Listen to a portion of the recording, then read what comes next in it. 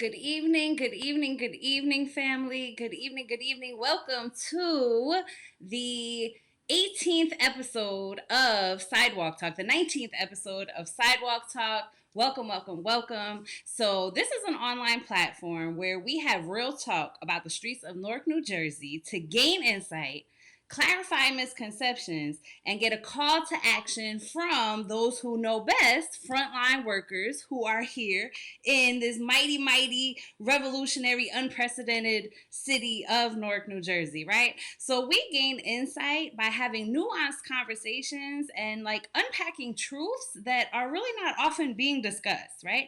Having conversations and some conversations that are oversimplified, but we break it down here on Sidewalk Talk. We also look to clarify misconceptions about groups of people who are often misunderstood or unheard, right? So even when they are heard, they're misunderstood, and we want to clarify misconceptions about those groups of people. And then our third objective tonight is to lift up the work of local organizations, or like I said, frontline workers, to get a call to action, right, family? Like at a certain point, calls and, emails, I say this every time, emails and meetings, are fine to a certain extent, right? We're looking for action at a certain point. And so we want to get that call to action from frontline workers who know best. They know best about what needs to be done, boots on the ground. And so that's what we came here to do here tonight on Sidewalk Talk. So, for those of you who may not know me, I'm your host, Aaliyah Berry, and let me take this opportunity to introduce myself. So, I'm a licensed clinician with 20 years experience working with ages 0 to 60 years old in a variety of settings. So, I've been in daycares and group homes and shelters and schools, after school programs, summer camps, correctional facilities, a whole bunch of different settings, working with a whole bunch of different individuals. So I'm a community-based social worker, and so what that means to me is this is a lifestyle, right? If you are here watching Sidewalk Talk and you are in the community really going hard about this work, then you do understand that it's a lifestyle. It's not always within the four walls of an agency. It doesn't only happen 9 to 5 o'clock, right? Community-based work, and for me, social work, that lands me in baby showers and graduations, unfortunately at sentencing hearings and funerals, goal setting literally on the sidewalk. This is Sidewalk Talk, literally on the sidewalk, and getting hugs at a red light, right? So that is Aaliyah Berry, community-based social worker.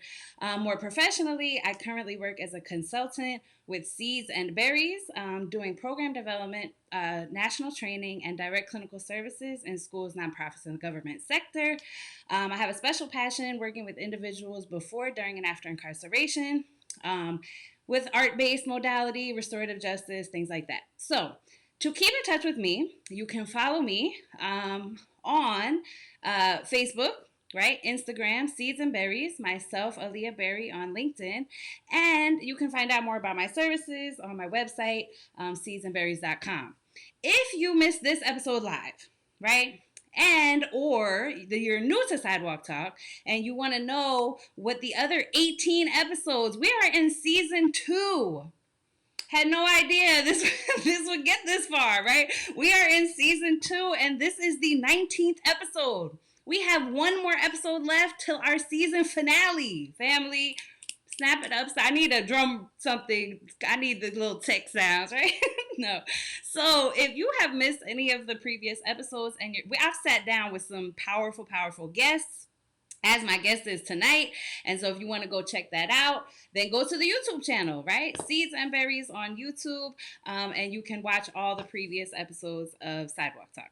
Okay? So that's pretty much enough about me, enough about this. Let's kind of go into a little bit of housekeeping, right? So I want you to be able to like, tag, and share for impact. Like, tag, and share for impact. So number one, if you like and love and laugh and do all those reactions on the social platform, then it helps my guests and I feel like we're not like alone in a room just talking to ourselves, right? So be, sure to interact and engage with us and, so that it can be as much of an engaging conversation as possible. And I see some hearts, right? So that's good. My guest, which I will introduce in a second, can also see those reactions. And so do like and love and show engagement in that way. Then second, if after this conversation gets underway, if you find that there's somebody that you know that would enjoy this conversation, then you can tag them in the comments, and it will bring up a notification on their end to come in and join the conversation. Right? So feel free to tag while we're moving forward. And then also share for impact, right? Share this live broadcast for impact. And that is for impact, family. That's not for popularity. Me nor my guests care about popularity at all. That is not what we're doing here tonight. But we feel we have an important message. And we want that message to be able to get to who we, think should have that message. So share for impact. And the last piece is comments. Comments in the comment section, because although my guests are experts on Sidewalk Talk, you all have expertise as well. Right? You have expertise as well. You have best practices that you've used, and you can contribute to the conversation and add value to the conversation. So lean on the comment section to be able to add, and also if you have any questions that you want me to ask, then if it kind of falls in line, then we'll ask the questions to the guests. Okay? So like, tag, and share for impact, and then also comment to add value to the conversation. So that is the housekeeping. Now on to the topic. The topic. Okay, so first is a little background on how I come up with topics of Sidewalk Talk. Right? So I come up with the topic itself. And so season 2 was focused on strength, strategy, and service. That was like the theme of season 2. We talked about reintegrating into schools and workplaces. We talked about community-based public safety. We talked about community policing. We talked about mentoring on the sidewalk, girls and boys, men and women. Like strength, strategy, and service is what we've been doing this season on Sidewalk Talk, right?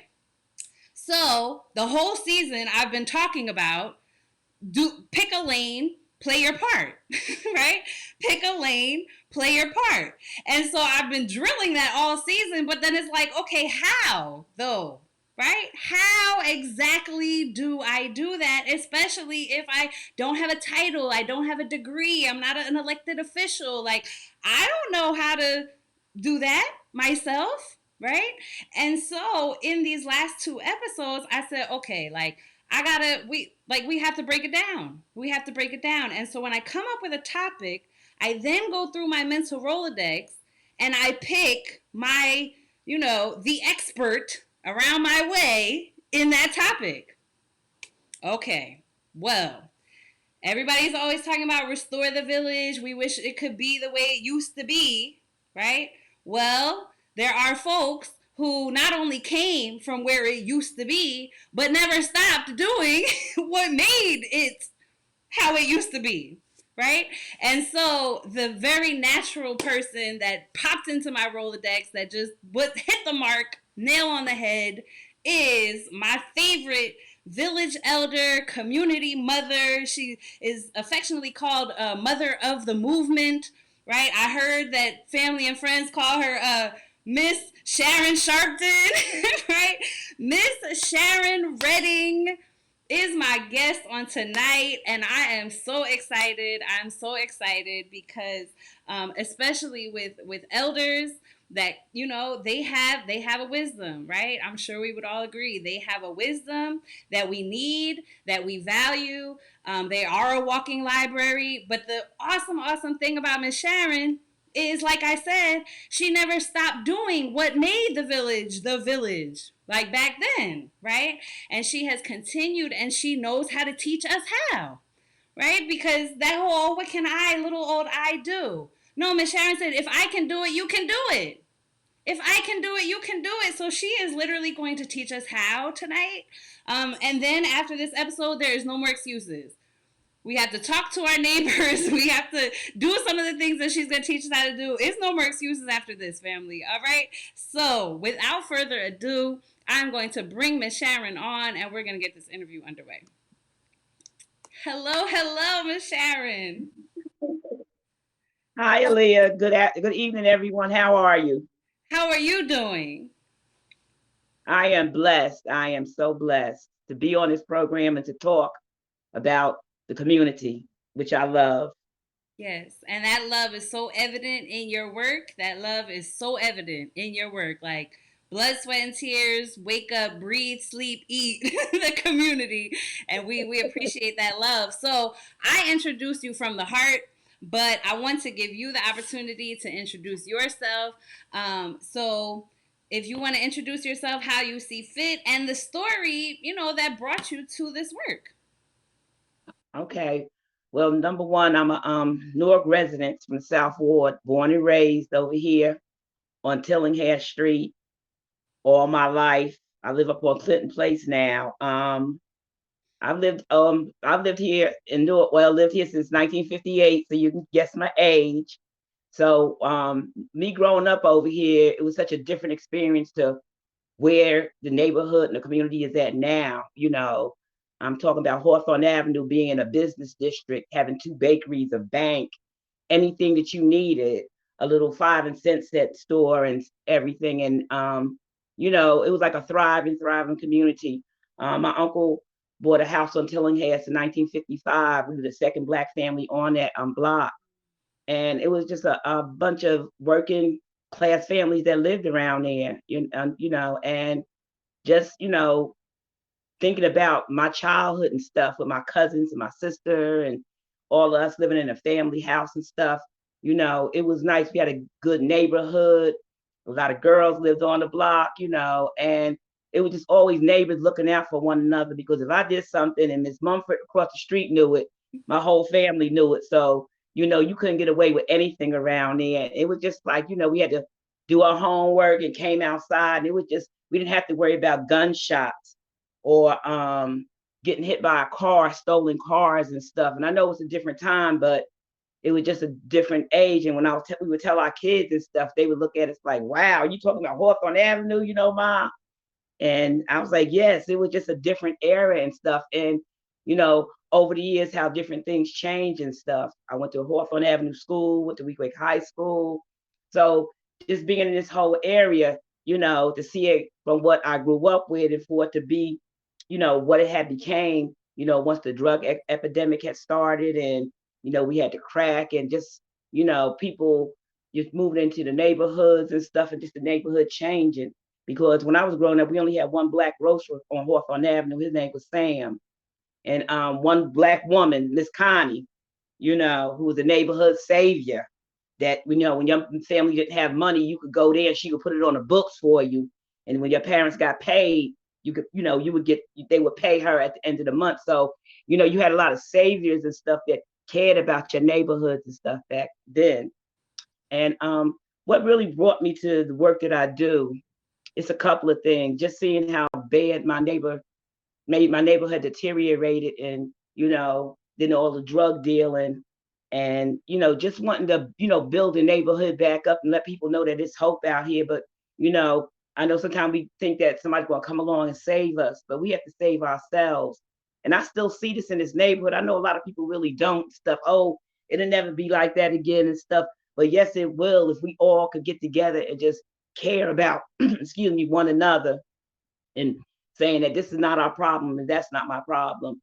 And one of the main reasons why really, really just took me to the next level in this work was my nephews getting killed, one on Hawthorne Avenue, and my son getting shot um, within like a 3 month period. My nephew getting killed in June and my son getting shot in September. And I had already, been out there and had joined the organization that was dealing with the trauma and the violence that was going on in our communities and stuff. So that was one of the big factors that I had, why I really do this work and why I continue to do this work. Mm-hmm. So I just I want to take a beat, right? Because sometimes when we talk about violence, the community often normalizes it because like sometimes we've Yeah, experienced so much that we just yeah, like, oh, that's that, and then move on. I just want to take a beat for the lives of those you love who were yeah, harmed, right? Who were harmed. And then we also honor and celebrate the work that you do being driven by what occurred, Right. and so you're getting glory from that. I mean, God is getting Yeah. glory, but you I just want to take the beat and honor that right there. Yeah. Thank you, Leah. Yeah. And just not that, just seeing my a lot of the young men around here get killed and stuff, with the drug dealing and drug violence and everything.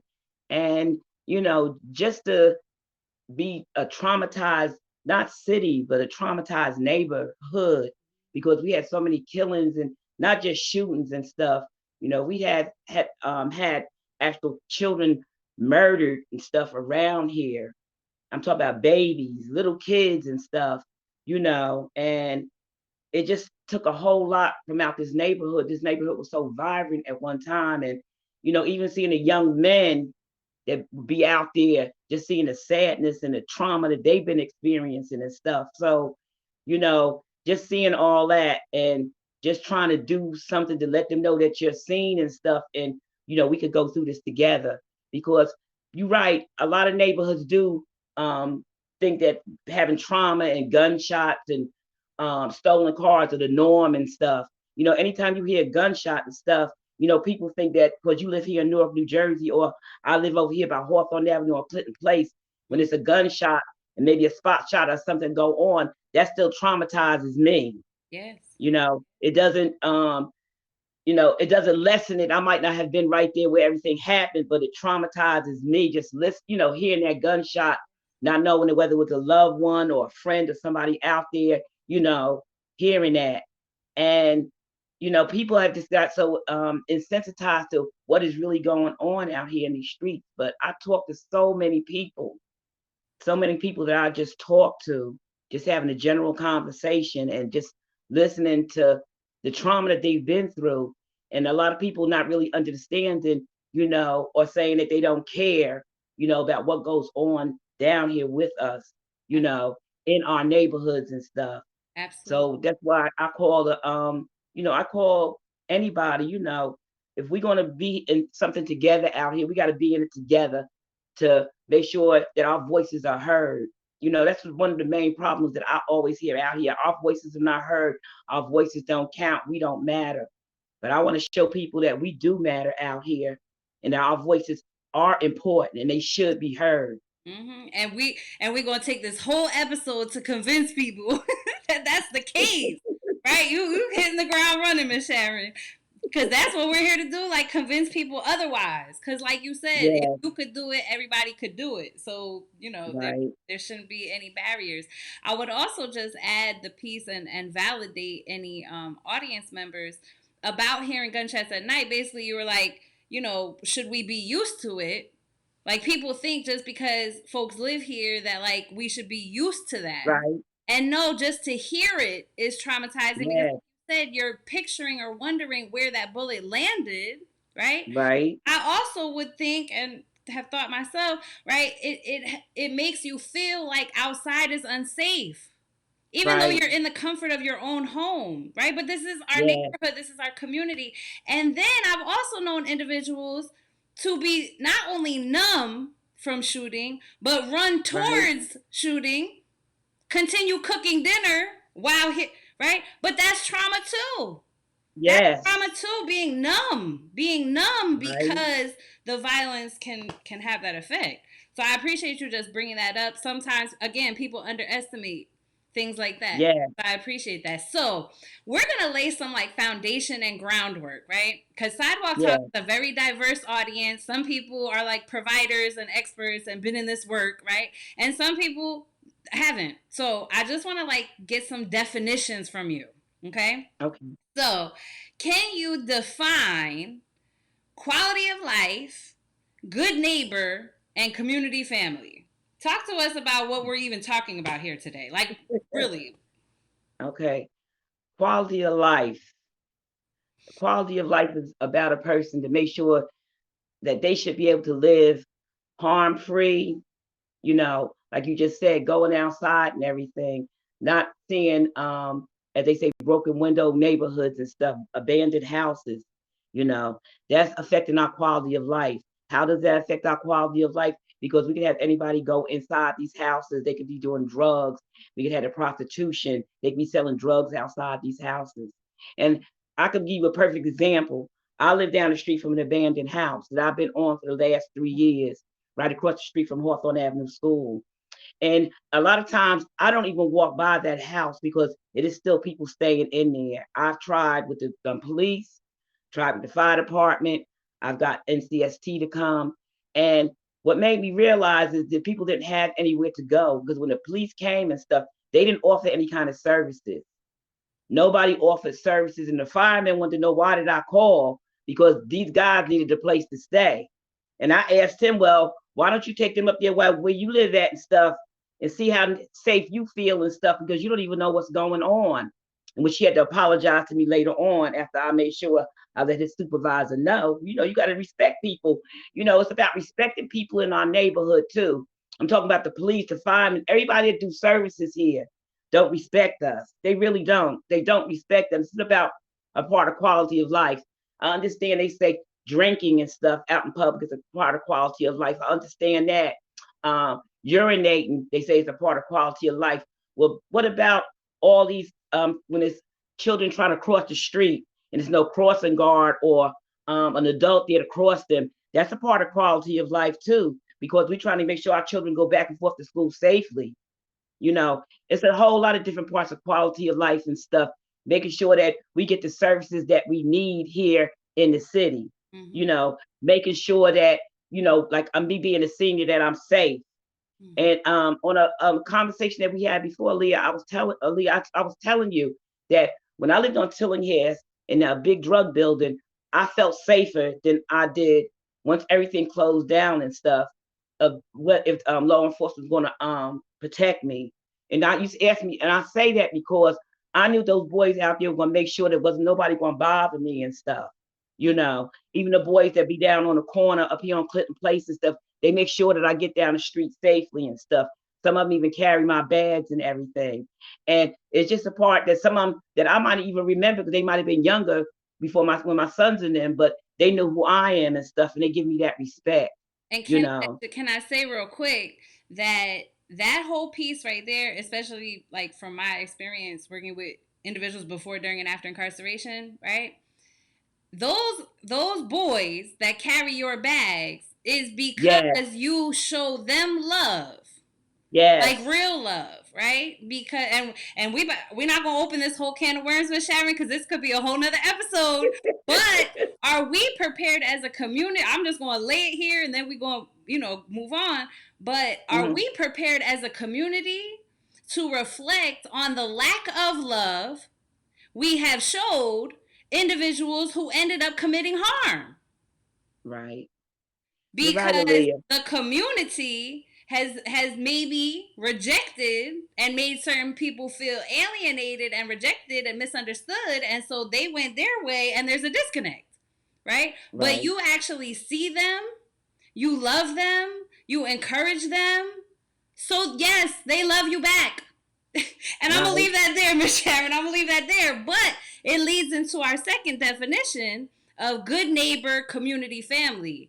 How do you define that? Because you're a good neighbor and they're your family. How do you define that then? Yes, and Aaliyah, that's what I was going to come to. Like I'm saying, a lot of the young men, because I have two sons that were, their age and stuff, and they, were out there doing their thing with them. I don't have no shame in that. I mean, there's a lot of us, we raise our children to do the best and stuff.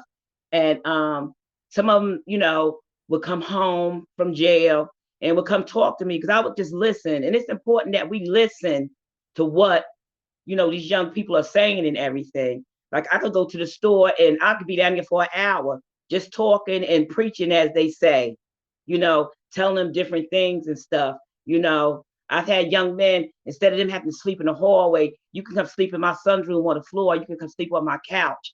It's just about that. And just listening to them, because those are our children out there. Yeah. They might be standing out there, but we got to understand, as a community, that why they're out there and stuff, a lot of them ain't just out there doing this. A lot of them got to take care of their families and stuff, and we don't realize either as a community that we don't know what's going on, how traumatized that they really are. And we got to realize that a lot of these kids came from an era that crack was so vicious and cocaine and everything else that they had parents on there. We had a lot of grandparents that were trying to raise kids that was just a different, generation of them.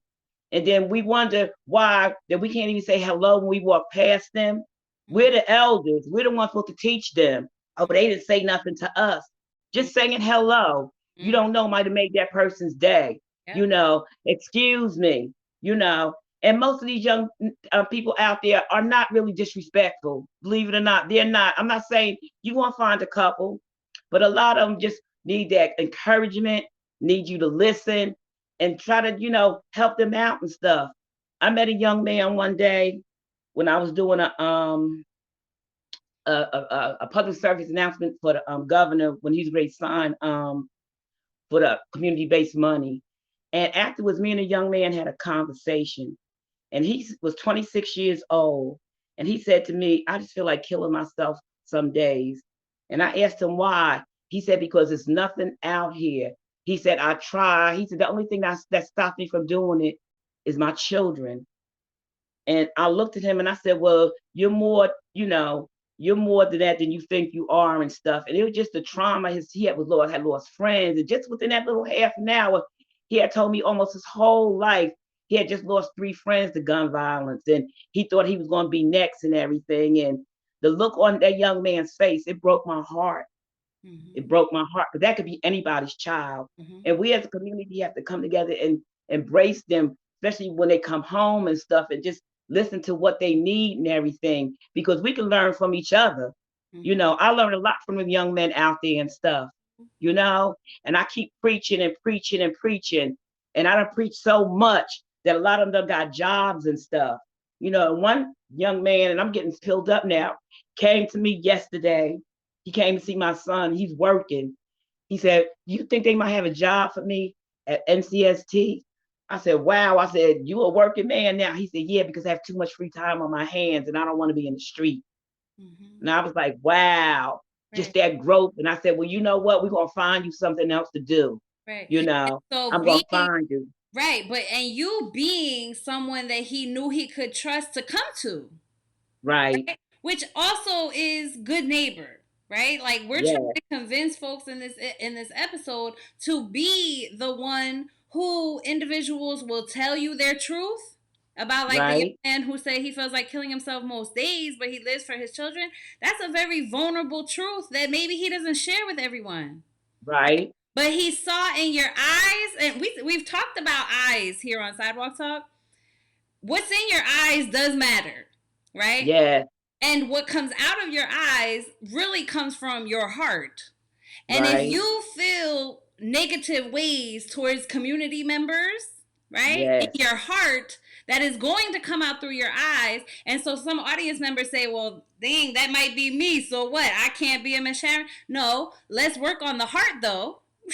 Yeah. Let's go inward and reflect on these misconceptions that you just said, which is like we're judging and not hearing and not listening and not loving. And so we're coming up with all these stereotypes and assumptions and judgments that comes out through your eyes. It comes out through not saying good morning, right? So let's go in our hearts, reevaluate so that the love can come through your eyes, to the point that your son's friend came home and said, Ms Sharon, like, what's up? Like, you can guide me towards resources, and I know you're a reliable person to do so. Right. Yeah, that's major. So let me ask you this, and that's some misconceptions. I will let you talk for 3 hours about young people outside who we judge, and me and you, Ms Sharon, we're going to take a whole nother episode just to do that. Because that's my passion, because they have a lot to say when you really do listen to them, right? Yes. What else?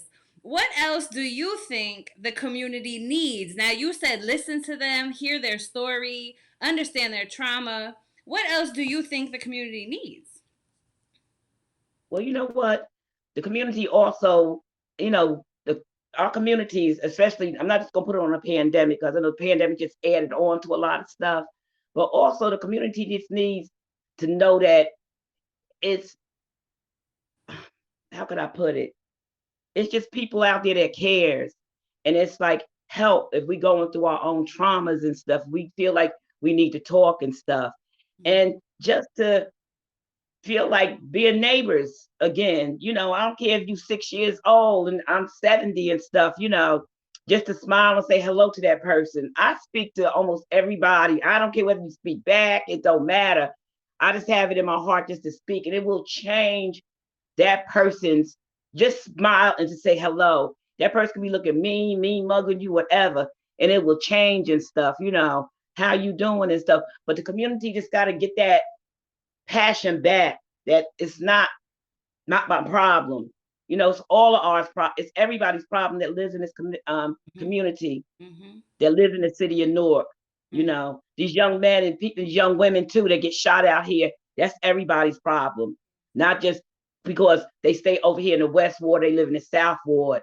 Because those are people that's taken away from our communities and stuff, not just their families. We don't know what they could have brought to our communities and everything. They could have brought a whole lot of different good things and stuff to the community. It's not our problem. You see somebody breaking into somebody's house or something, it's not my problem. I'm gonna call the police. It don't matter to me.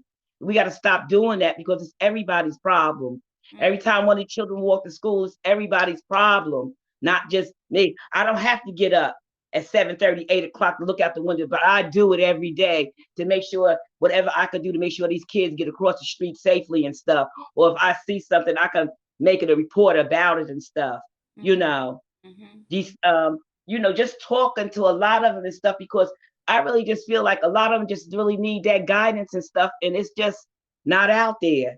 But how can we try to, if we're traumatized, how can we try to heal somebody else that's traumatized? That's right. So we need a lot more services and stuff really out here, but we really need like boots on the ground, go door to door, say, listen, this is out here, because you can't really force nobody to do it. But I just think if we all as a community and stuff try to come together, we can get better at doing it and draw more people in. Everybody might not be a Ms Sharon and get out there, but just do a little. Nobody is Ms Sharon, by the way. Nobody can be exactly Ms Sharon, by the way. Ms Sharon was handcrafted by God, and I just want to clarify. But yeah. But Aaliyah, we as a community, this is one thing that I say to a lot of people. Stop thinking that people gonna come do something for us. We got to start doing stuff for ourselves. We got to lift our own selves up. And listen, ain't nothing. We're on along the way. We're gonna ask you for stuff, and then know that you got the stuff and everything that's supposed to be for us. We gonna hold you accountable. That's what it is. We have to do it ourselves. We got to stop saying, "Oh, I'm waiting for Mr. Johnny to come see if he'll do." No. We have to show our strength and do it ourselves and be that neighbor. You that neighbor, you see something on the ground and stuff. You might not own that house. You pick it up if you live there and stuff. You see kids tearing up something, you get on them. It might not be your house. You just try to say, listen, we don't do things like that. It's a way to do everything. Right. And we as a community, we have to stop saying we waiting on somebody. We can't say we waiting. We got to do it ourselves. So I hear like two barriers that you're talking about. And I kind of wonder, so two barriers that I hear you saying is one, a young man was gunned down in another ward across the city, but it wasn't my son. So, right? The violence that's happening to other people, it wasn't me. So, right? We're watching something happen to somebody else's house on our street, and it's not my house. So, right. And at that point, so I hear that barrier, which is like, it's not me and mine. So I don't have anything to do with that, right? Number two, the barrier you're talking about is like waiting on other people and like just what is the elected officials doing and what is NCST doing? What's Miss Berry doing? Like, what are all these other people that committed their lives to doing, right? But this is a big reason why I have Sidewalk Talk, is because we need help, family. Right. Amen. That's why I even created Sidewalk Talk.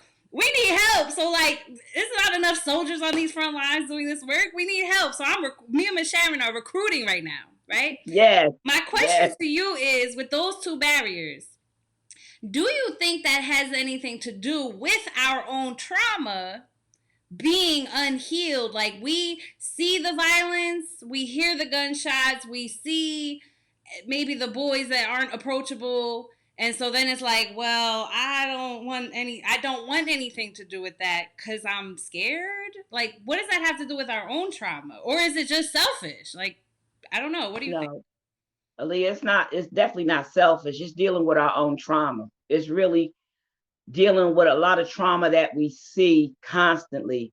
And you know how, like, and you had just said it a few minutes ago, we get realistic, we just act like it don't matter and stuff, because we done seen it so much. We get you see so many people just getting killed, or your friends doing this, or something happening over there, and you just get so used to it. Your brain makes you sometimes think, well, hey, it's just a gunshot. Oh, they just got killed. They over there. They go over there to that area. And we got to stop getting out that mindset. But I understand you saying us being traumatized too. A lot of people just don't want to be involved in everything, because a perfect example for me, it took me a long time before I could ride past the store my nephew got killed at down the hill on Hawthorne. It took me I would go all other different ways. And even if I was on the bus, I would sit on the other side and look out the window on the other side, because just looking at that spot right there where he got shot and killed at, it had really traumatized me, where it just, I would get anxiety. And then I just one day just walked down there and stuff, and just, kind of just went and prayed, and, I just knew it was a bad situation. So I know people be trying to, trying not to even get into situations and stuff, because sometimes just bring back that trauma that they been through, or just remind them of different things and stuff. But it's just a hard, how can I say, a hard thing to kind of cross and stuff, especially when I've been through it, and it keeps on going on and on and on, and you put it in the back of your mind like it don't matter, but eventually it comes out in some kind of way, whether it's in we self-medicate, or if we abusive, or we just completely fall out and just don't give a damn at all, and just keep going through the motions.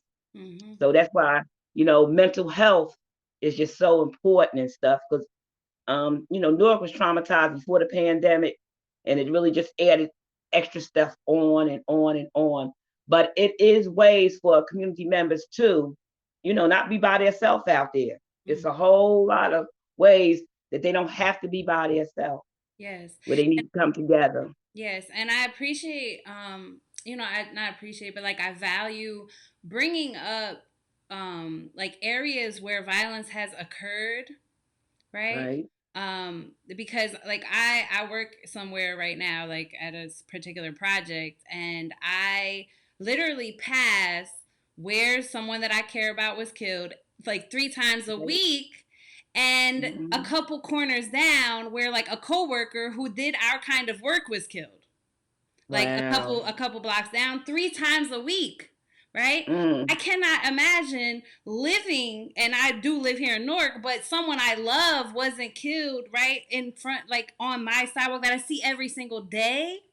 And I right, would say, even me, Berry Block, Miss Berry, right? If work needed to be done in that neighborhood, like, I would feel so emotional and anxious, the exact word you used, to do the work right, right there.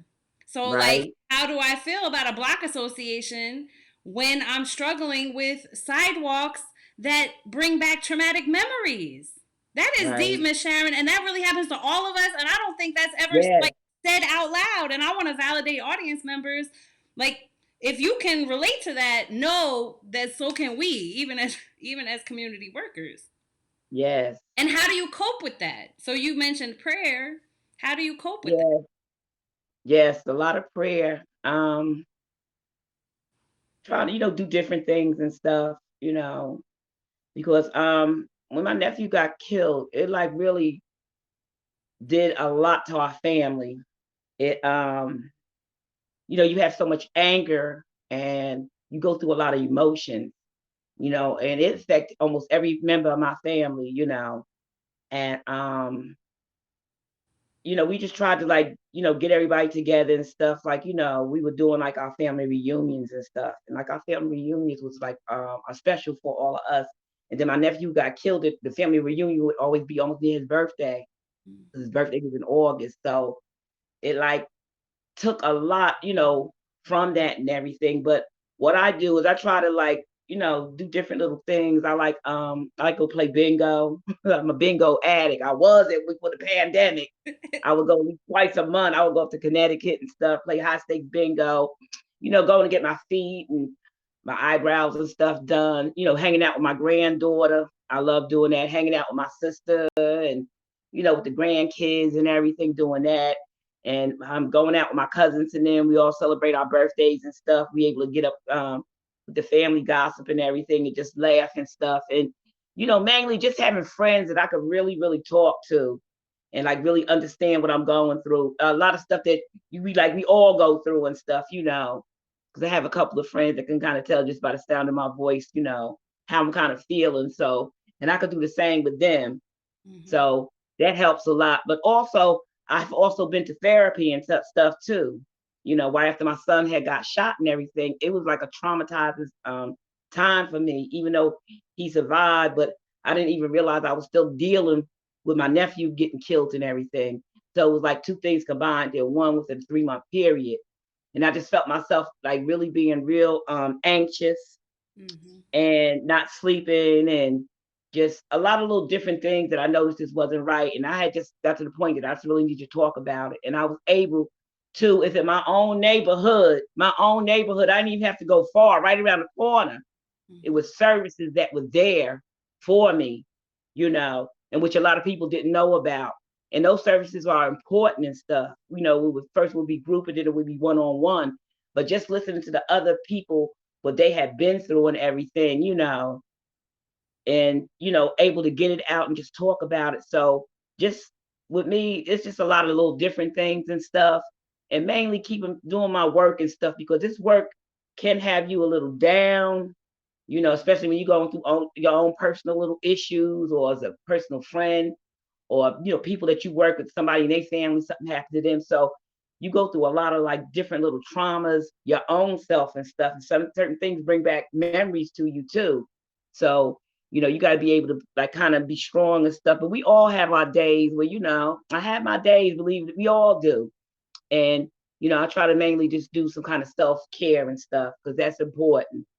I can know when I'm hitting my bridge. We all have a bridge where we kind of know when we hitting and stuff. So then I know where to go to do that. Right. And so for those audience members that we're like recruiting on tonight that just enter the work, I like that part about like I know when my limit is approaching. Not even like came already, but like when my cup is low, it's super, super important that we engage in self care to fill it back up, because I know it's cliche how they say like you can't pour from an empty cup, but that thing is real when you're out here literally no days off, right? As Ali says, literally no days off. And I also just want to emphasize that you did your own healing work. Yes, I do my own. I do my own healing work. I do my own. I do a soup and sandwich, which I started off doing. Well, wait, real quick, because we're gonna go into your projects. But when I say healing work, no, but I want to say your own work on your own trauma, like being into therapy. Right? Like going to therapy, because a lot of the community says, oh, therapy, like I'm not crazy. They gonna put me on medication. I don't want to tell a stranger all my business. Right? But Ms Sharon just told the world, like, look, I needed it. Yes. I'm just saying that, and I know we're gonna get into the organization that I'm with and everything, but thank God that they had just started, having this therapist be there and everything, and come in a couple of days. So it was like when everything was first like hitting, like I said, with my nephew and with my son too. And like I said, I just didn't even realize what my point was at first, to when I was, because I was just feeling, crazy, just crying and just feeling just out of myself and stuff. So now I know when something is bothering me. I've been going through a lot of different friends dying these last couple of months. So I had got that feeling about a month or so ago. But what I was able to do is, I got two of my good friends I talk to all the time, and I was able to really like just talk it out and feel, my feelings and stuff on how I was just feeling and everything. So it is important. And as far as I didn't go over to Beth Israel. I didn't go over to another doctor. My business wasn't put out there, nothing. I was, we were just able to talk and just get it out. And I just felt so good just getting out. It was some tears, how I felt while I was doing certain things. And just, going back on some of the stuff and thinking about what he was saying, he was saying to me and stuff, it really just made a lot of sense and stuff where, mainly like beating up on, yourself and stuff a lot of times and stuff, thinking that, it's all, it's you and stuff. But, it's just a trauma that we go through and how our body just and our brain just break it down and just has us doing different things. And we don't even realize it sometimes, at the way we be feeling, the hopelessness of everything and stuff like that. And when you start feeling like hopeless, that's when you really need to go get talk to somebody. You don't even have to be a therapist. You talk to your friends or whatever, somebody that you really, really feel that, they're gonna listen to you, they're not gonna talk about you, they're gonna give you good advice and stuff.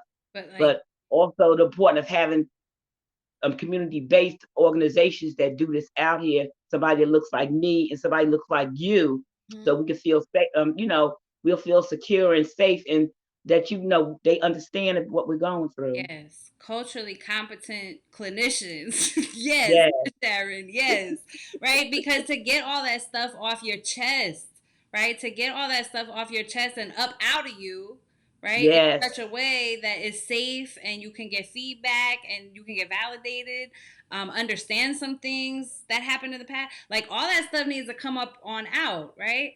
yeah, What I yes, heard you also say that if you don't do that healing work on yourself as a community worker, right? yes, You'll end, and that's why I'm talking to the community workers in this audience. You'll end up starting to feel hopeless when that stuff builds right, up, and two, you will bleed on the people, family. You yes, will bleed on the people. If you have, and we all have trauma, and I'm currently working on mine too. Everybody has trauma that we need to work on, and that's not an overnight process at all. right, But we will bleed on the people and get triggered by the work yes, and not be healed. And then, like, unhealed stuff is coming out of our mouth. And, like, that's not the type of service that we need to, like, be, bringing out here, right? right, Yeah. So yeah, I want to shift a little bit, a little bit.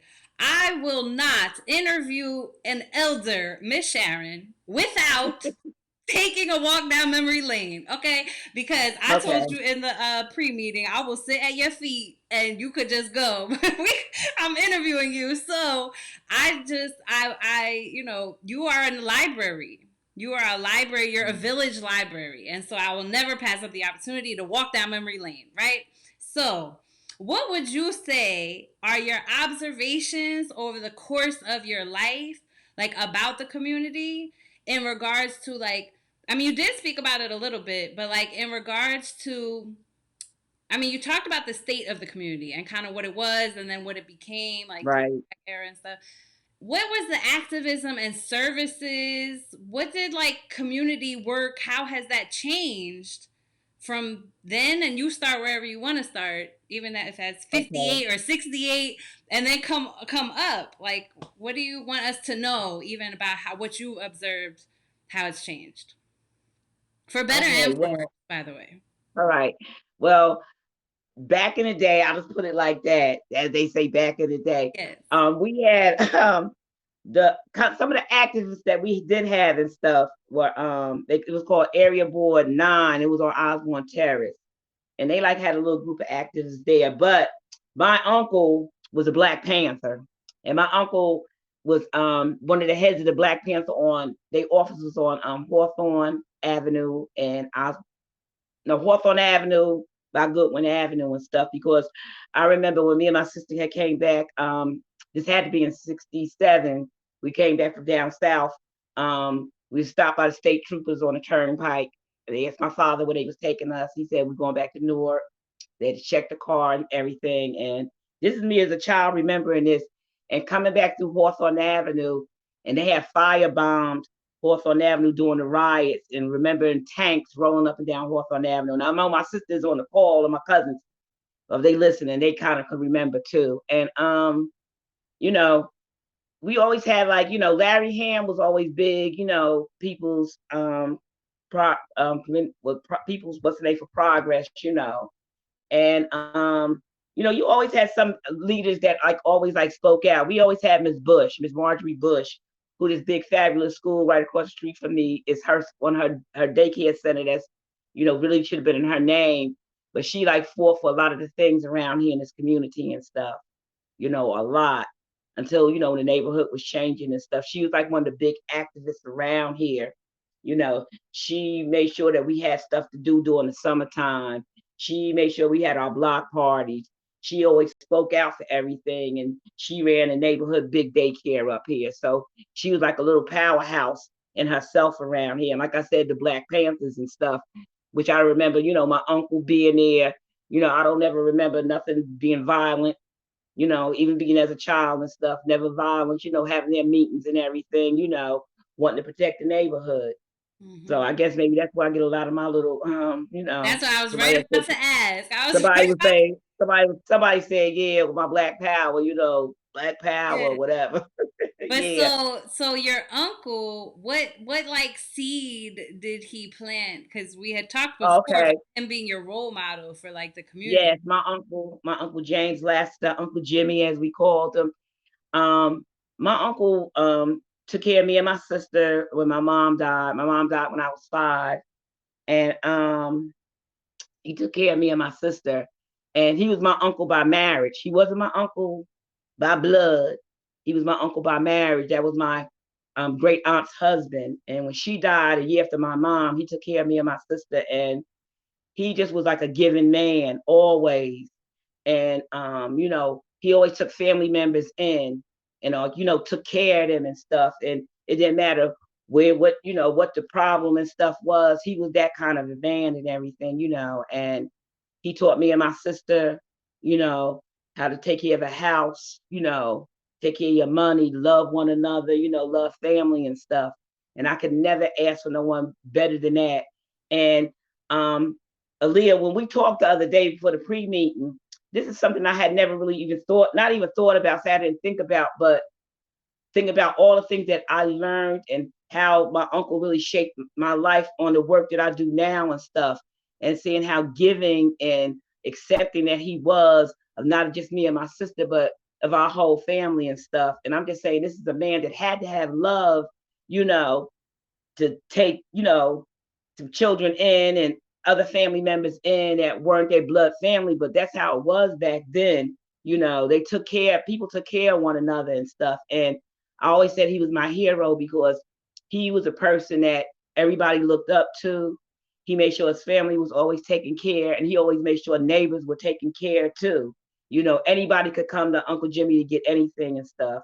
And, he was just that kind of man that, really just poised itself in a way to make sure that you look out for one another. And I think it's just a thing that he instilled to me and my sister and our other family members and stuff, because as I look over the years and stuff, we've had family that didn't have anywhere to go, even me and my sister, because we, always had an apartment together for a while, in our earlier years and stuff. And it could be a cousin, anybody, bring their kids and everything, and we would all squeeze up there together, just to make sure that person was safe. Two of my son's friends, they came and lived with us and everything, because they didn't have anywhere to stay, and they became like part of our family. So I see where a lot of the things that I learned that were ingrained in me came from, as far as me being a caring person and wanting to do different things in the community and stuff.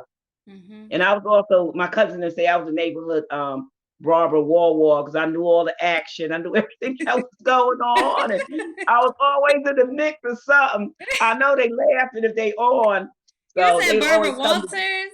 You said yeah, Barbara they used to Walters. call, no, Oh, she didn't say Barbara Walters, they used to call me oh, Barbara Wall, oh, not oh, Walters, Wall. That was, something being crazy, but, I always was like that type that always did something in the neighborhood.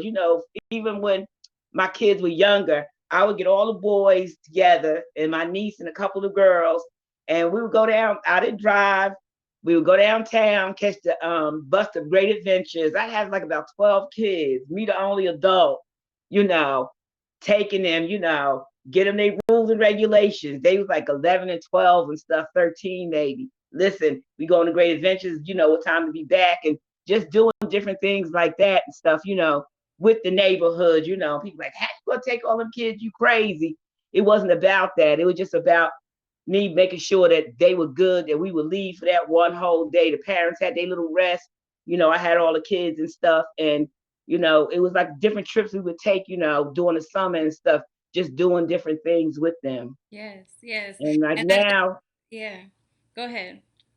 and now, and I'm just saying, like now, it's just, people, don't really want you to say too much to their kids. They don't want you to be involved in nothing. Oh, they all in my business. And, sometimes, we just need that person, to be there and stuff, to be in somebody's business sometime, because, it's just a lot of stuff that's going on out here now and everything. And, So people really just look out for one another. right. So that part is a good segue to kind of one of the questions. But I do just want to take this opportunity to salute Uncle Jimmy, right? Amen.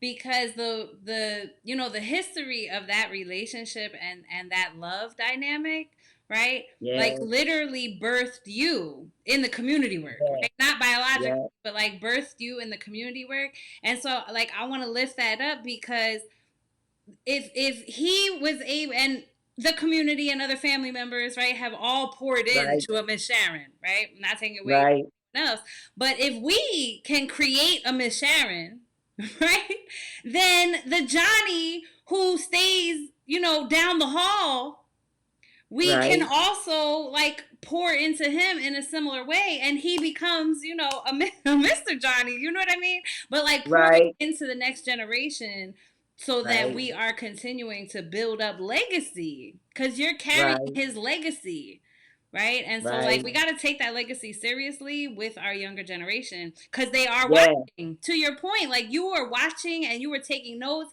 even when people thinks that these kids aren't paying attention. No, they are definitely Right. paying attention, both positive and negative. Yes. So what are we like putting in there matters, right? That's Now right. that last part you said about like, oh, I just need to mind my business, right? Like I don't want to talk to nobody else's kids because backlash, right? Right. If there's some backlash, or I don't want to, tell these boys outside if they should get a job, or like this whole community work, see on Sidewalk Talk, like I ask questions that people want to ask, but they're like too afraid to ask, or they don't have a platform to ask it, right? Right. I hear folks saying in my travels, right? Like this, depending on to what extent I get involved, this could be dangerous. Minding Right. somebody else's business Right. could be dangerous. That's why I worry about me and mine, right? If I go try to do the old school village, Miss Sharon, and I tell Johnny did do his homework, and Johnny's mother says, "What you worried about my son's homework for? What's up?" Right? Right. Like people sometimes are carrying that fear of Right. getting involved. What do you say to them? And also, where do you find your courage? Because it takes courage to do what you do. Like, let's be clear. What do you Yes. say to people that are thinking that even at this point in the episode, they're still like, oh, yeah, yeah, that's all well Right. good, that's cute, but like, let's speak realistically now, Miss Sharon. What do you say to them? Right. Well, Leah, it just didn't start where I'm just out there going up to people and getting involved in everything. Yes, yes. Because I need to just get into this part. I was always involved in the community doing different things until, like I said, when I retired, I was asked to come to an organization, and I'm laughing because when I first retired and stuff, you sit back and think, what you're going to do, and I know I wanted to do something, but I knew that with me being a preschool teacher, I knew I didn't want to be confined to just taking care of kids. No offense to anybody that asked me to babysit out there, but it's just that I wanted to do something else, I wanted to like be more involved really in my community. And when this young man came and asked me, you know, you put up a eye, my eye went up for a minute, and I was like, what kind of, organization?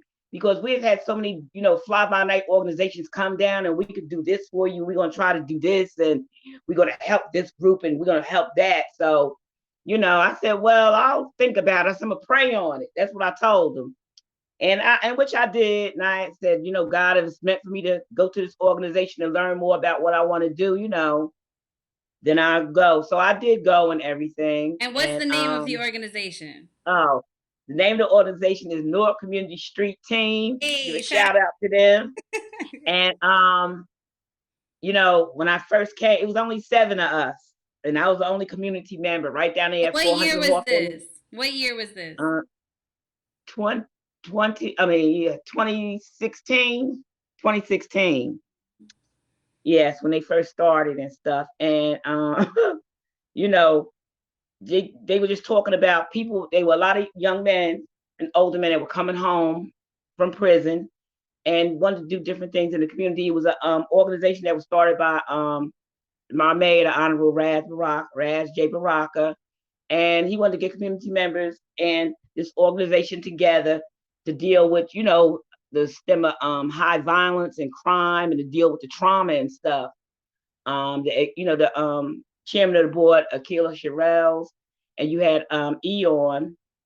They were the ones that put it together at her kitchen table and stuff, the idea and everything, and the mayor signed on. And it started off at first, people didn't want to believe what the organization wanted to do and stuff. We weren't believed by anybody. They were inviting different elected leaders and stuff, to a public safety roundtable, which they have every Tuesday, which they still have. And invite different elected leaders and talk about, different issues that's going on in the community. And at first you want to get involved in so many different things. You want to get your hands involved in this, because me being a teacher, I was really involved in a lot of things dealing with children in school and stuff, seeing how much the violence was really in school too, and just, they took me under their wings. They really did, and asked me what did I think this community really needed, and what did I want for this community and stuff. And nobody ever asked me that, or anybody else in the community asked us what we wanted. It was always what we gonna do for y'all. So that was just different. And that first year, he sat me down and said, what can help stem the violence in this community and stuff. And he's got into conversations about trauma and where everything comes from, and just able to get a lot of knowledge from Newark Community Street Team. And make a long story short, they started a whole lot of different programs and stuff, and one of them is the Sentinels program, which is a program that teaches community members like me and you out there that's on now how to be vanguards in your community and stuff, and how to deal with little conflicts and stuff. You get this training. It's a 10-week training, and free. You get to free 99. Huh? It's free too. Free. Yes, free. Yes. Free. It's a free program, and you get paid at the end of the program. And you're able to learn all the specifics about the community and stuff, different organizations that work within the community and stuff. You get teaching from Commander Bashir, who started out there in LA and stuff, that with Akila Sherrills, and teach us how to come together as a community and stuff. And like you're saying, oh, I'm not getting involved, that is too dangerous. But that Sentinels course teaches us how to come together and work on different problems and stuff where we don't need the police. In some incidents, we don't need the police and stuff. And how to watch out and stuff. And to also how to go to your neighbor and stuff and bring them on board on different things, on maybe a block association, or, just having somebody's number. Like with me, I have a small little block association. I have like 5 people now, which when the summertime come, I'm having booming up here. It's a short block. But people around here have my phone number. So when something goes down, they can call me, and I'll give anybody my number. I have like 5 or 6 people, and they let me know when something is going on down there about an abandoned house, or if they see somebody going over there by the school that don't belong over there, asking me different things. When is this, Ms. Sharon? When is that about um, code enforcement? Sanitation. I have all these different numbers and stuff. Talking about where can I get treatment for my son. He's going through it now, and different people that they can talk to. That's something that I do here in the community and stuff, in which I learned through NCST, and also the support they give me for different things that I want to do in the community and stuff too.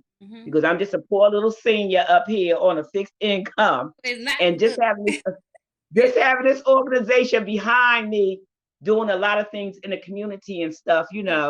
Dealing with trauma, doing the safe passage, having the trauma recovery center. Being out here doing healing modalities and stuff. Doing heal the blocks, different little things that I was taught through NCST to help bring me as a community resident up to help other people and stuff, and to also teach them different things, how to get on board and stuff, because everybody might not have the time I have, or be a Ms. Sharon, I had a voice, but your vote counts. Your voice it really counts and stuff. It counts a whole lot. And you being that good neighbor counts too, for us to really get ourselves back together and everything. And it's not going to happen overnight. Right. And just with NCST from 2016 to now, I know a lot of people say, oh, crime is this and that. Yes, crime is up, but it wasn't up to where it was back here in 2014, 13 and everything. To go down from almost over 100 and something murders, to go down, and any murder is too many, any assault is too many. Right. But to be down in the 50s and stuff now, that they out there doing this work. They're out here, trying to solve these issues and everything. They're out here making sure that these services are bought. So it's very, very, it's important that we get behind organizations like this. It don't have to be NCST, but other organizations out here. And Newark has so many that you could just, And also, Aaliyah, I just want to say, it's also more than just Ms. Sharon. It's a whole lot of unsung heroes out here. We had Mr. Sean Ali, the Miss Yolanda Stokes. They out here on the ground doing a lot of stuff too. And I'm able to network and get, I have the captain's number. I have the police director's phone number. Not just saying that, but if I need them, I will call them and let them know when something is going on. So it's important when you're a community member to get these resources so you can pass them along to your community and stuff. Right. So it's really important. Yeah, so I hear you saying, just like, to that question, if anyone has like just joined us, right? Like that question about like, I'm scared, or like, what are we exactly asking? Like, what are you asking me to do, Ms. Sharon and Aaliyah? Like, what are you asking me to do? And what you're saying is, we're not asking you to run up on strangers and jump in the middle of fights, and like, we're not asking you to do that. But I just want to reemphasize the point that if you join an organization, any organization doing community work, shout out to NCST, right? North Community Street Team. But if you join an organization, what I hear you saying is they'll back you up, right? Yes. Then when you do a heal the block, you're not out there as just you talking about, hey, y'all, let's do a heal the block, right? You're going out there as a member of the organization and the collective. There's 10, 12, 20 people in the organization all doing the same work. So it's not just you by yourself trying to, save the world, right? So join an organization. I also heard you say get training. Yes. With the, like you said, the Sentinels program and Akil Bashir, like guru in the work. He is like wisdom master in this work, right? To get trained. Because some of this stuff is like, it's not in no textbook. And you got that right. To be trained on how to do it. And you might have less fear if you are trained properly by an organization, right? Right, yes. And you also said Block Association. And if you don't have one, create one. But the Block Association, again, like, it sounds like just power in numbers. Right. Yeah. Right. And, even if, You don't have to start it because there's a lot of block associations out here. Just, your little input and stuff. You might say, listen, we need to really work on different little things that's going on in your neighborhood that you might see and stuff, and, ask the different police officers, I mean, the police captains and stuff to come to these meetings and stuff because they will ask them these hard questions because let me tell you something, these questions are going to be hard. They're going to get uncomfortable. I know, boy, do I know, because I ask these questions constantly, like on the public safety roundtable. Mm-hmm. I ask the prosecutors why these bodies are not being covered out here. I ask why we don't have crossing guards. I ask different questions, why, different things. And people, and we as residents and as a community need to realize they work for us. We don't work for them. They're getting our taxpaying money. So if I'm making you uncomfortable by asking you a question, then I'm sorry. You're going to be uncomfortable. But I'm going to ask it, especially if it's dealing with our community and stuff. Mm-hmm. The other piece that I respect about the way you approach advocacy is research. Yes. Ms. Sharon will research. She got statistics. She got notes from meetings like 12 years ago. She will pull out that notebook like, well, on February 12th in 2003, you said da-da-da-da-da, right? Yes. Like, coming prepared is a skill that we don't need to underestimate, right? Yes. Aaliyah, you are so right. Yes. You are so right. She don't never leave without her notebook. Yep, and I write down a lot of things. And I know with me, I know some people are not writers and stuff, but if you jot down certain little, especially little, your little points that you want to make and everything. And that's one thing also that I learned from the Sentinels program, that when we have issues that come up and stuff, now let me tell you something, Google is the best thing because all you got to do is Google anything and it'll give you everything that you want. So when you come at them and saying, listen, the garbage man, such and such and such, hasn't did this. I write down different things. The garbage man ain't come. He ain't came for 3 weeks. I got the date, the time, and everything. So you gonna tell me he came on this date? I even take pictures and everything. I mean, there's different things that you could do, but do your homework. It's important. You could just Google anything, any kind of proposal they got out, any policies, any legislation. You can Google it and you can find out.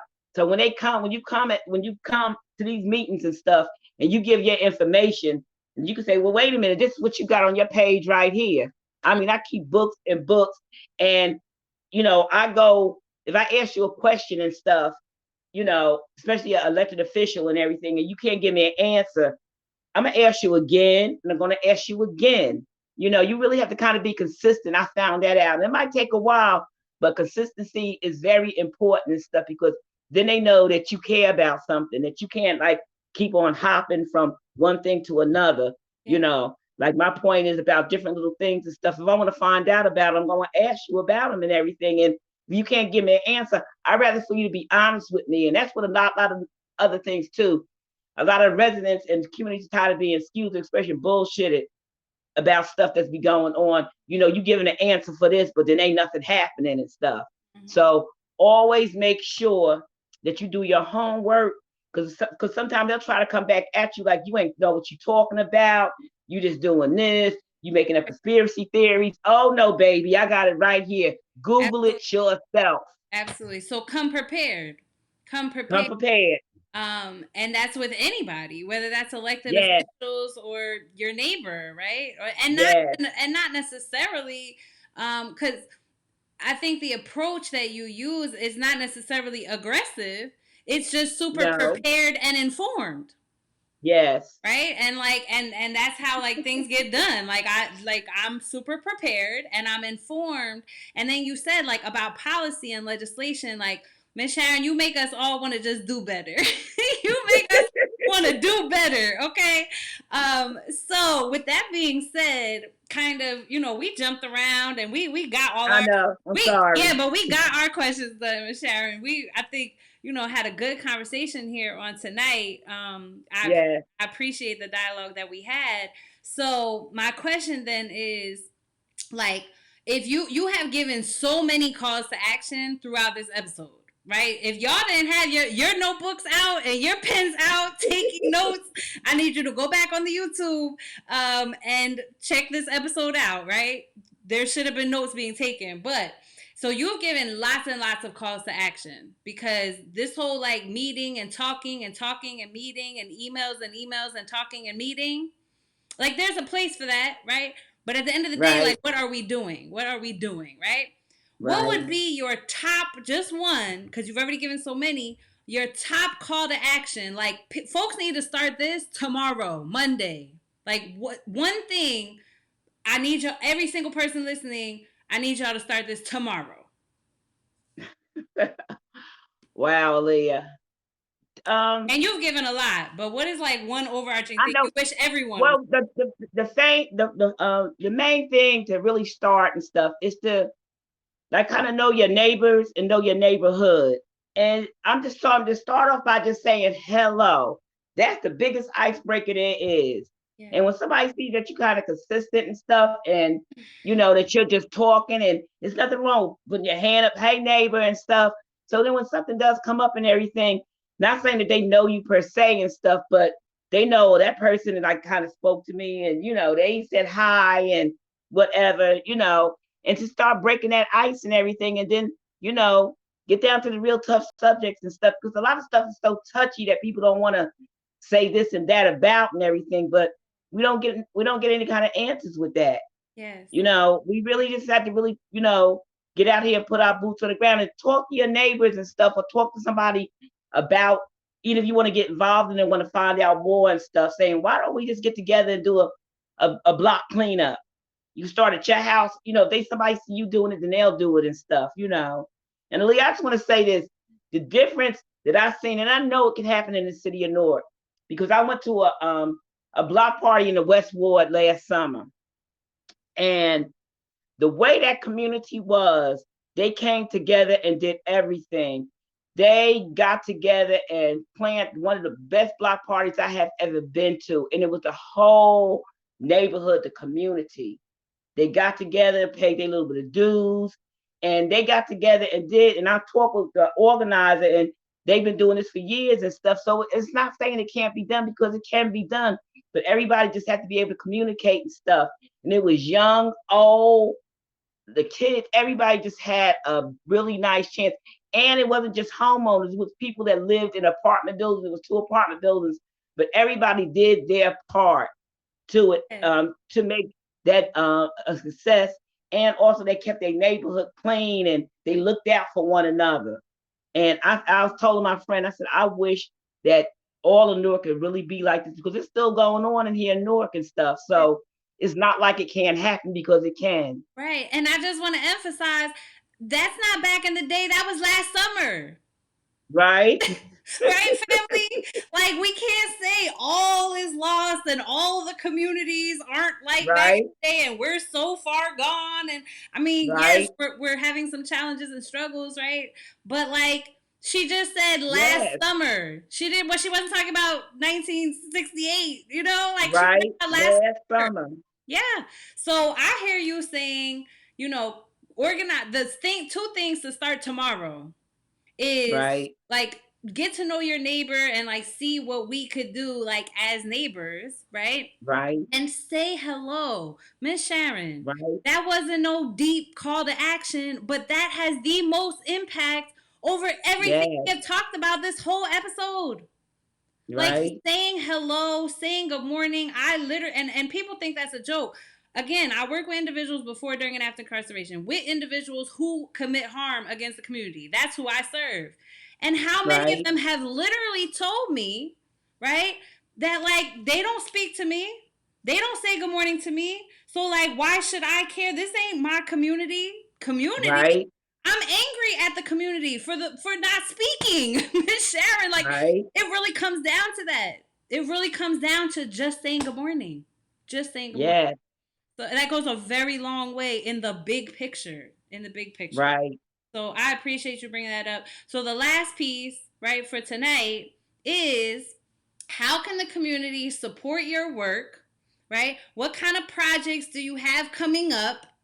And if any of the audience wants to support your work, and like if there's a certain project you have coming up and they're interested, like, yeah, that's the type of project I want to do, how do they support you? And or the organization that you're affiliated with? How do we get on this Ms Sharon train? Okay. Well, first I'm gonna start with NCST, North Community Street Team. You know, you come over there and just volunteer some of your time to give out different trifolds and stuff to talk about the trauma and to talk about trauma and the services they offer, or just be on a community walk with them. And they come to your community, come out there and walk with them and tell them some of the things that you see going on in your community too, and how they can help you get other people involved in it and stuff. And then I do the heal. We do the heal the block. I do the heal the block with NCST. That's our summer initiative. You know, and all that's about is we do hot dogs and hamburgers. We have different healing modalities. We do the painting. We do survivors tell their stories and everything. We have like different giveaways and stuff.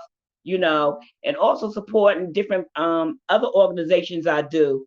Like we had the Captain's Corner and everything. I support Southport Promise Neighborhood and stuff. I support Clinton Hill Community Action and everything. I do different things with them too. I'm not limited to just one organization.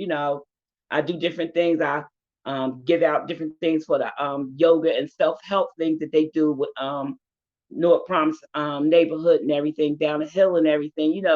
Just there trying to offer my support. Also talking to people, which is one of my good things that I do, and just get people involved, because I just found out that when I be giving out different little things and everything, flyers and stuff, sometimes people say, well, I don't need that. But I said, you might not, but I know somebody that does. And I just tell them, about them. And a lot of people don't even know about half the things that go on, especially over here in the South Ward, all the services and stuff they have, and throughout Newark. So it's just a big push of letting people know. I have given out my phone number and stuff, and doing different things. But as far as me, when I do my boots on the ground, and when I'm not with the other organization, like I say, I do my soup and sandwich giveaway, which started on Halloween of 2020. It just started on a whim. I didn't know where I was going to get the money from to get everything, and it just came together. I gave away 100 cups of soup and 100 sandwiches, and I had goodie bags. I had one this past year, and it was bigger and better. I was able to do it with the church. We had clothes, we had food, we had books, we had, oh my God, we had so much stuff, soup and sandwiches. I also do a hat and glove giveaway during the winter time for the children that go back and forth. I put different little flyers in, like mainly from NCST. It tells about the different healing modalities that they have and what they do. And it's just a little hat and glove. I buy them brand new. I usually use new. I use mainly little new stuff, which isn't that much. And I just take small donations that people give me, a little money that I have. And one of the things that I'm working on for this spring and for Mother's Day is that a friend of mine had gave me an idea. So what I'm doing is I'm collecting pocketbooks. They could be slightly worn or a new one, and it ain't got to be nothing expensive. And I'm going to be putting different little toiletries and stuff in there for a lot of the homeless women, and for some women that have been going through a lot from the pandemic. And, just for being a mom, period, it's been hard for a lot of women and stuff. So my goal was that I want to do 25 pocketbooks, but for now is I'm sitting on 15. And I just ask anybody that want to donate anything. It'd be $5, $2 if you want to bring some hand sanitizer, if you want to just donate something to brighten up a female's day, for Mother's Day, a mother, a grandmother, auntie, whatever, and I'm going to ask different people from different organizations to give me maybe a name or two so we can spread the joy around and stuff. I'm going to go to the church. I'm going to go to the school. I'm going to get NCST, Ali. I'll probably get you to give me two people, a couple of people I'm going to ask for. And I'm going to get some nice pocketbooks and just surprise in that day, to do that and stuff, just to show, we here in the community cares. And also I'll be doing 2 years ago, me and Mr. Singleton, with the help of NCST, got prom dresses for the girls and stuff. So this year I'm working on that too, just to have a dress for them to go to a prom or they dance they have. And the year before that, I had got so many nice dresses that had brand new tags on that were given away by this organization. And me and Mr. Singleton over at Hawthorne Avenue School gonna work on that. We was able to not just do Hawthorne, but help other schools and other little organizations that had a couple of kids that needed them. So it's just different things that you can do out here. Like I'm saying, you can make some peanut butter and jelly sandwiches and just stand out there and get you a case of water and give them out and stuff. You can give out little hats and gloves. Go to Family Dollar, go to Dollar Tree, get them, put them in a plastic bag and give them out. You could do different things. I give bottled waters to my mailmen, to my garbage men when they come in the summertime. And it's so hot, I put them in the freezer. It's just different things that you could really do out here. I also go to the food pantry and get food and stuff and sit it outside my house. Cases of different things that me and my girlfriend go 6 o'clock in the morning, something that it's just on my heart to do, on my heart to do. And people come by and get it, Sometimes I have clothes. I've even got my neighbors involved. They'll put stuff in front of my house now. And people will come by and get it. But it's just the thought. I keep bags of groceries also for people that might need them, like the homeless guy that stays down the street in the house. I was telling you, I tell him, let me know if you need some food. Another one of my neighbors, he's not working and stuff now. I keep that. I always keep a bag or something ready because I just feel like I am just so blessed from what God has already given me. And I just, want to give back and stuff. And I let them know about different things, that's going on in the neighborhood. My seniors, I make sure they get their turkeys and stuff, for Thanksgiving and everything. I make sure they okay. I bring them a bag of food if they need it too, masks, gloves, whatever. I have my granddaughter involved in it too. She likes giving stuff away. My sister, she comes up and helps me sometime. They always support me and everything. All my cousins and everything will come by, and it's just a big thing. And it's just, from the heart. And it's really just got to be from the heart, everybody in the audience, because you go through a lot and you take a lot. And, sometimes you hit like a stalemate and you be like, why, what am I doing this for? And then why you doing it, just to help somebody out here, because at one time we all needed some help and we all have a story. We all do, whether it's a good story, a bad story, but we all have a story and we need to understand that we need one another. Yes. That we really do. Yes. And I'm going to end on this note, Aaliyah. Yes. My main thing was when I really started this was for my nephew, and out of it, last year I was able to introduce the governor when they got money for the community-based violence and prevention organizations, and I was able to introduce Governor Murphy that day. And the big thing for me was on August the 14th, my nephew's birthday, they signed the money into law. And NCST was one of the organizations to get the money for the work that they're doing. And it is so, so important for these families and stuff out here of crime victims, any kind of crime, especially when you lose a loved one and stuff. And to me, that was worth everything that I've ever done out here, to know that, I put that out there for my nephew and stuff, that, was a big, big loss for our family. Big loss. And sorry, I'm getting a little emotional, but it was a big loss. But he's like one of the biggest motivations for me, because I don't think no other family should have to go through what my family had to go through, and just losing a loved one, like I say. And I can never put it anymore. When we lose a loved one, especially to violence in our community, it takes from the whole community. It doesn't just take from that family, it takes from that whole community on what that person could have contributed or what he could have done to make, our worlds better. So I do a lot of my work on that, and I just see that, things are happening to try to make it better.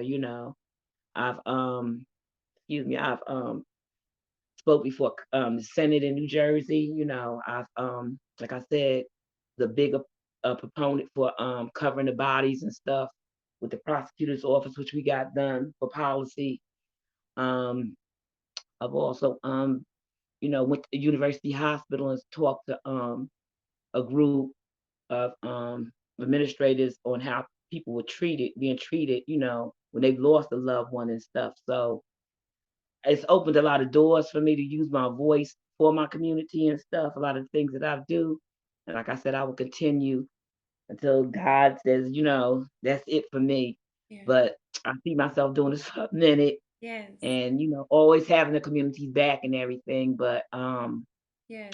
it's been a good learning, um, mm, a good learning experience for me. And, like I said, you got to have that love for your community, and you got to have love for the people Yes. because it's not easy. Yes.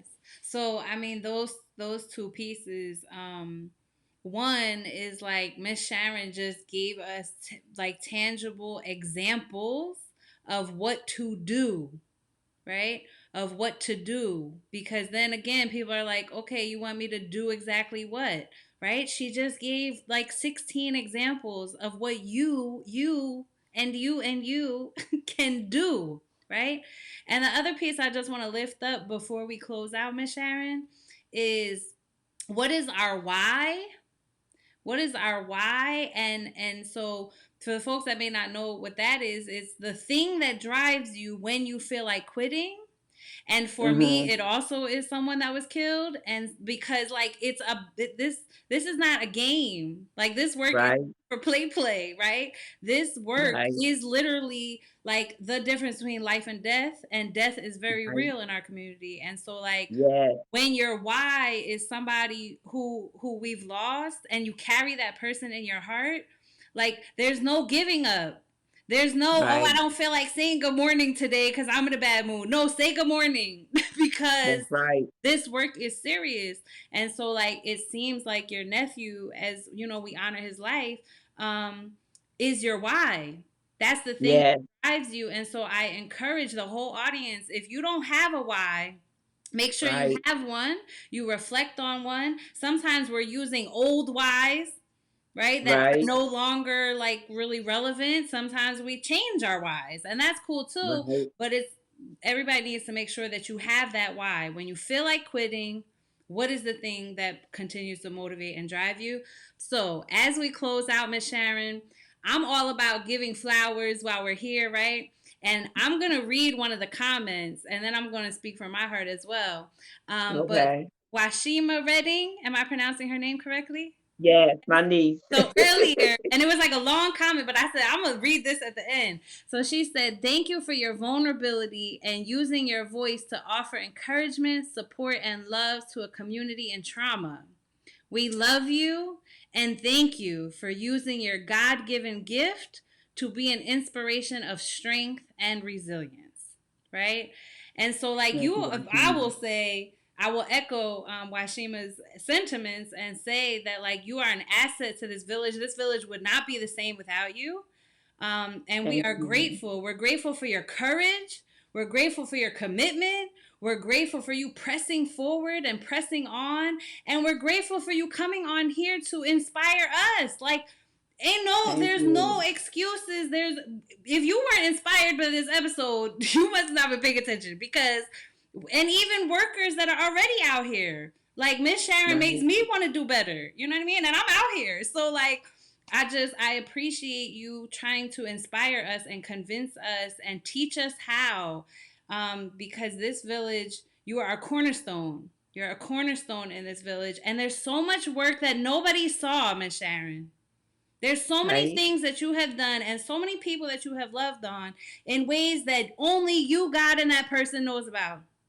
And I Amen. want to say that we appreciate those things that only Thank God you. knew about.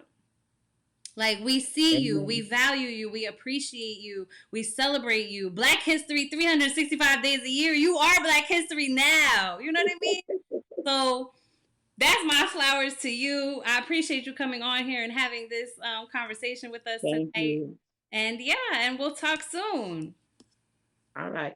And thank you, Aaliyah. I appreciate it. And family and friends and everybody out there. Just tomorrow, just do that. Just speak to that person. And I'm telling you, it will change their life. And just think about what you want to do in your community and how you want to make your community better and how you would like to help your community out. And like I said, join them Sentinel program, join those organizations and stuff. Get those boots on the ground because I see that light coming back.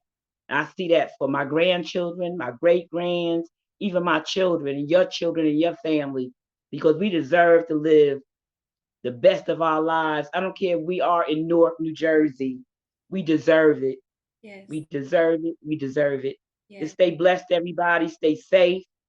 If you need me, Aaliyah's got my number, my No, I'm gonna email. share all your information right now, Ms. You Sharon. put it up there. You want to find out some more about any program, reach Mm-hmm. out to me. I'm glad to help you. You might see me out there and stuff. If I'll come to your neighborhood, walk with you, and bring some fellas along with me, just to put our message out there that we are here as a community, and that's how we should always be, a community helping one another. Stay blessed, everybody, and thank you for listening to me because I could go. We look, those are all gems, Ms. Sharon. So we will talk soon and have a good night. Thank you. Right, bye. Thank you, Leah. Stay blessed. You too. Bye. Well, family, well. I feel so inspired and moved and overwhelmed with good stuff right now. So this is just the opportunity for us to summarize the call to action. That was jam packed. That was a jam packed episode full of calls to action, but just to kind of bring it together, say hi, say good morning, speak to your neighbors. That, I promise you, that is a huge call to action that many of us underestimate the power of that. Let's start that tomorrow morning. Speak to those who we pass by, right? Join the Sentinel program. Get trained in community work, right? Know how to do this. Take down all the different projects that she talked about. She talked about soup and sandwiches and hats and purses for the homeless and prom dresses and water for your garbage men. That's not a major strategy building, have to have a title, a degree to do, family. Buy a case of water, give the sanitation workers a hello, a thank you, we see you, we appreciate you, here's a bottle of water, my brother. You know what I'm saying? Okay, I'm just saying, she gave a whole lot of examples that you can take a page, from her book. And so a little more tangible here is her email. You can email Ms. Sharon and say, look, I tuned into the Sidewalk Talk. How can I help you directly? She's super on her email. How can I help you directly? What organizations do you think I should join? If you do want to monetarily help, Finances has a lane in the revolution, right? Then do Cash App Ms. Sharon at RET 187 to be able to fund some of the projects that she's doing. And then also at newarkcommunitystreetteam.org, you can find the email to join our public safety roundtable that happens bi-weekly. And that is my favorite meeting ever. It's a really dope meeting. And so email for the link or tune in on Facebook so that you can watch the roundtable. Tag, and share this for impact. Tag, and share this for impact. Again, not for popularity, but sharing this broadcast can get to other Ms. Sharons that just haven't popped out yet, right? We want this to get into the hands of folks that need this, right? So definitely tag, and share for impact. Those are some of your action steps. Again, my name is Aaliyah Berry. I work as a consultant doing program development, training, and direct clinical services in schools, nonprofits, and the government sector. To keep in touch with me, you can follow Seeds and Berries on Facebook, Instagram, myself on LinkedIn, and go to the YouTube channel to check out not only this episode, but 3 people that she mentioned in this interview tonight, which is Larry Ham, right, and Solomon Middleton Williams, both of them from North Community Street Team, and Larry Ham. They have been on Sidewalk Talk. Last February for Black History, I interviewed Larry Ham, and so definitely go check out those episodes. There's a lot of really dope guests that have come on Sidewalk Talk that we have learned from. So check out the YouTube, and that is pretty much it. I will see you next time for the season 2 grand season finale.